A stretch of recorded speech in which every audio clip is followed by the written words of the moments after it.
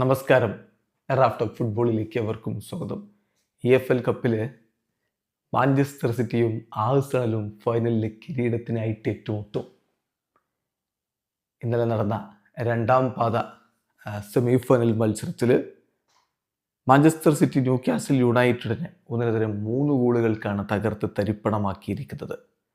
ആദ്യ പാദത്തിൽ ഏകപക്ഷീയമായ 2 ഗോളുകൾക്ക് സിറ്റി വിജയിച്ചിരുന്നു. അതുകൊണ്ട് അഗ്രിഗേറ്റ് 5-1 തകർപ്പൻ വിജയത്തോടെ ഇതാ ഇൻ സ്റ്റൈൽ പെപ് ഗാർഡിയോളയും സംഘവും ഫൈനലിലേക്ക് കാലെടുത്ത് കുത്തിയിരിക്കുന്നു.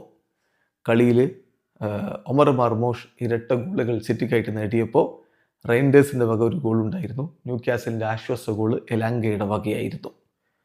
മത്സരത്തിൽ Phil Foden, Omar Marmoush, Semenyo എന്നിവരൊക്കെ ചേർന്നുകൊണ്ടാണ് മാഞ്ചസ്റ്റർ സിറ്റിയുടെ മുന്നേറ്റങ്ങൾ നയിച്ചത്. കളിയുടെ 7ാമത്തെ മിനിറ്റിൽ തന്നെ ഒമർ മർമോഷിലൂടെ മാഞ്ചസ്റ്റർ സിറ്റി ലീഡെടുത്ത് കഴിഞ്ഞിരുന്നു.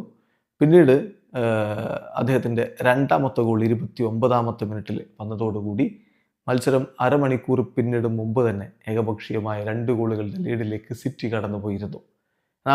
എന്നാൽ വീണ്ടും ഗോൾ വരുന്നു തിയാനി റെയിൻഡേഴ്സിൻ്റെ വക 32ാമത്തെ മിനിറ്റിൽ. ഇടവേള സമയത്ത് ഏകപക്ഷീയമായ 3 ഗോളുകൾക്ക് സിറ്റി മുന്നിലായിരുന്നു. പിന്നീട് രണ്ടാം പകുതിയിൽ 62ാമത്തെ മിനിറ്റിലാണ് എലാങ്കയുടെ ഗോൾ പിറക്കുന്നത്. മത്സരം 3-1 പിന്നീട് അവസാനിക്കുകയും ചെയ്തു. ഇതോടുകൂടിയാണ് സിറ്റി ഫൈനൽ ഉറപ്പാക്കിയിരിക്കുന്നത്. EFL കപ്പിൻ്റെ ആദ്യ സെമി ഫൈനൽ മത്സരത്തിൽ ആഴ്സണൽ ചെൽസിയെ പരാജയപ്പെടുത്തിയിരുന്നല്ലോ. അഗ്രിഗേറ്റ് 4-2 ആഴ്സണൽ വിജയിച്ച് കയറിയത്.